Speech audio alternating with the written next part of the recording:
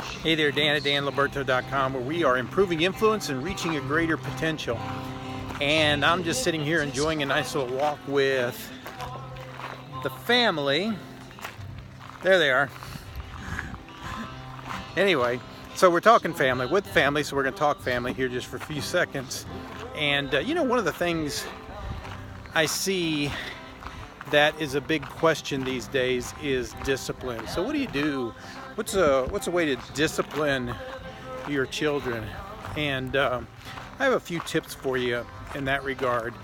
The first one, if you really want to have your children be obedient and understand an obedient heart and the importance of obedience to the unity and the health of a family, then really the first thing you should start off with is to be in sync with your spouse. That's probably the most important thing you could do to help the discipline of your family and of your children. Because here's the deal, and shooting straight up, if you and your spouse are not in sync on disciplines, on whatever those values are for the family, then you make it basically impossible for your child to be obedient. Because if you and your spouse aren't on the same page, if you're not speaking the same message, then your child is going to have to obey one and disobey the other, basically. So that was the first thing I would share with you, is to be in sync with your spouse. Now, of course, two different people.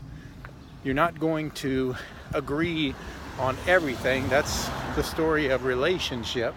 However, it is very beneficial, important, critical to the family for you to spend the time, the necessary time to get in sync with your spouse. Second thing I will mention to you real quick is those values and those things that are important to the family. Make sure that you set those expectations right up front, because disappointment, rebellion, behavioral issues, those all come from frustration, and that happens when you have unmet expectations. So set the expectations right up front, what you're looking for, and then celebrate them. Celebrate them. Don't just point out the failures, the shortcomings. Celebrate even the smallest things, because victory in the small things is going to bring victory in the big things. So that would be the second thing I would mention to you, is make sure you set appropriate expectations. Then, of course, the third thing is when they do violate something, discipline immediately. Don't discipline in anger, discipline immediately. If you've got to take a few seconds and get rid of any anger you might have, then do that. But discipline immediately. You don't want to confuse the children on why they're being disciplined. It needs to be very clear that that where they stepped over the line. And again, it goes back to setting those appropriate expectations.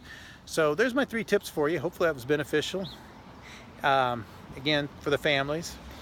If this was helpful to you, or I'd love to hear your take on it, so like my page or drop me a note. Let's start a conversation, because I'd like to hear your take on it. If you know somebody this message would benefit, love for you to share it with them.